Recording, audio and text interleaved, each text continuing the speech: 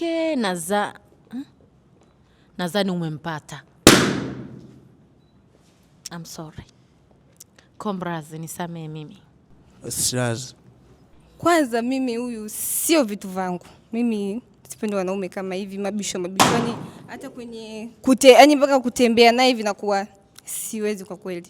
Sababu sidhani kama ana uwezo hata wa kununulia nywele. Yani nataka nipate mwanaume fulani hivi gentleman kidogo, lakini mwanaume unatembea naye ana macheni na mapete yani kilo 10 sijui 5 nzima kwenye mwili. Lakini nikasema huyu ni anavalisha wasanii. Unajua ukivalisha wasanii lazima unakuwa mnyamwezi. Ulivyoongea kuhusu suruali umenichanganya. Lakini vile pia mimi nataka nimueleze tu ule ukweli kwamba ameongea kwamba mimi siwezi kumhudumia hata nywele. Vyeni vyangu hivi hapa tu kifuani. Hizi ni gram, hizi ni zimenunuliwa kwa gram. Sawa.